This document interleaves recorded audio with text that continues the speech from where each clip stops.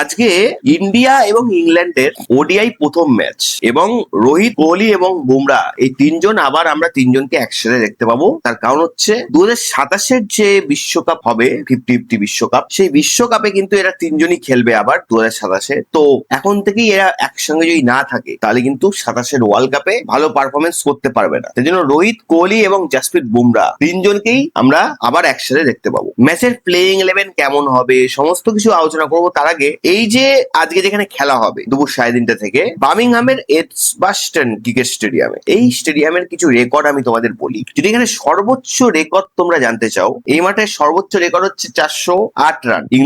ইংল্যান্ডই করেছিল নিউজিল্যান্ডের বিরুদ্ধে 2015 সালে, ঠিক আছে। এবার যদি এখানে জয়ের কথা বলি, ভারতের 2013 সালের চ্যাম্পিয়ন্স ট্রফি তোমায় নিশ্চয়ই মনে আছে। সেখানে কিন্তু মহেন্দ্র সিং ধোনি যে জিতেছিল মনে আছে তো, সেখানে এই মাঠেই কিন্তু জিতেছিল 2013 সালের চ্যাম্পিয়ন্স ট্রফি। ভারত এখানে 12টা ম্যাচ খেলেছে, তার মধ্যে 8টা ম্যাচ জয় হয়েছে। তার মানে ভারতের জয়ের যে অনুপাতটা, জয়ের যে রেশিওটা এখানে বেশি। ঐতিহাসিক টেস্টের জয়, মানে ভারত টেস্ট ম্যাচও এখানে জিতেছে ইংল্যান্ডের বিরুদ্ধে 336 রানের ব্যবধান। এবার যদি ব্যক্তিগত রেকর্ড বলি ভারতের, দেখো রোহিত শর্মা 2019 সালের ওয়ার্ল্ড কাপে বাংলাদেশের বিরুদ্ধে এই মাঠেই 104 রান করছে, ঠিক আছে। তো এখানে এগুলা রেকর্ড আছে, ঠিক আছে। এবার এই পিচটা কেমন, এই পিচটা মোটামুটি হাই স্কোরিং ম্যাচ এখানে হয়, কিন্তু যারা প্রথমে ব্যাট করবে তাদের ক্ষেত্রে বেশি সুবিধা হবে। এবং হাওয়া খুব বয় এখানে, মানে ওয়েদারে বৃষ্টি তো হবে না আজকে, কোনো রকম পূর্বাভাস দেখছি না, কিন্তু হাওয়া খুব হবে। এর ফলে যারা ফাস্ট বোলিং সুইং বল করে তাদের ক্ষেত্রে কিন্তু বল করা একটু ইজি হয়ে যাবে। তার কারণ হচ্ছে কি, যে হাওয়া যদি বয় এবার তাহলে কি হবে, হাওয়া যদি বাদিক থেকে ডান দিকে বয় তাহলে যারা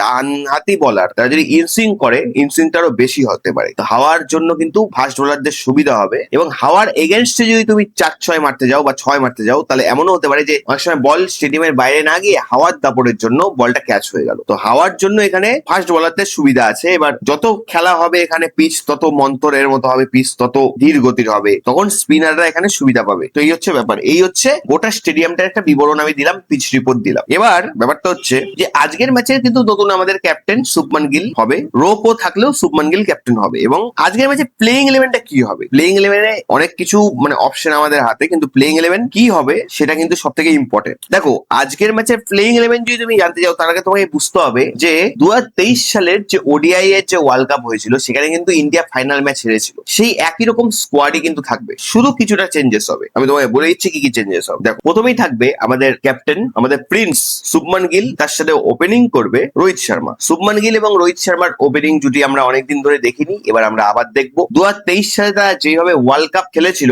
যেভাবে প্রত্যেকটা ম্যাচ খেলেছিল, এরকম আমরা আবার দেখবো। এসএসসি জয়সওয়াল ওপেনিং করাতে পারতো, বাইয়া ডাইয়া কম্বিনেশন থাকতে পারতো, কিন্তু যেহেতু এক্সপিরিয়েন্স সব থেকে 2027 ওয়ার্ল্ড কাপ ইন্ডিয়া এক্সপিরিয়েন্সের সাথে চলতে চায়, তাই জন্য শুভমান গিল এবং রোহিত শর্মা ওপেনিং করবে। তারপরেই নামবে আমাদের the god Virat Kohli, legendary player, first গ্রাউন্ডে সেই নামবে। তারপরে নামবে শ্রেয়াস আইয়ার। শ্রেয়াস আইয়ার টি-20-তে ব্যর্থ হলেও টি-20 যে সিরিজ হলো সেখানে কিন্তু শ্রেয়াস আইয়ার খুব একটা খারাপ পারফরমেন্স করেনি, ভালোই পারফরমেন্স করেছে। তুমি যদি দেখো তার রান গুলো তুমি বুঝতে পারবে শ্রেয়াস আইয়ার ইন্ডিভিজুয়ালি ভাবে খুব একটা কিন্তু খারাপ পারফরমেন্স করেন। তো শ্রেয়াস আইয়ার 4 নম্বরে থাকবে। 5 নম্বরে থাকবে কেএল রাহুল। অনেকদিন পর কেএল রাহুলের ওপর দায়িত্ব দেওয়া হচ্ছে, এবং কেএল রাহুল এমন একটা প্লেয়ার যার উপর দায়িত্ব দিলে শান্তিতে ঘুমানো যাবে, যার উপর দায়িত্ব দিলে কোচও জানে যে এ দায়িত্ব পালন করবে। কেএল রাহুলের জায়গায় ঈশান কিষানকেও রাখতে পারতো, কিন্তু না, কেএল রাহুলকেই রাখবে। কেএল রাহুল অনেক এক্সপিরিয়েন্স প্লেয়ার। 6 নম্বরের পজিশনটা নিয়ে খুব চাপে আছি। একটা হচ্ছে দুটো অপশন আছে, শিবম ডুবে বা ঈশান কিষান, কিন্তু আমার মনে হয় শিবম ডুবেকেই খেলাবে। শিবম ডুবেকে খেলাবে,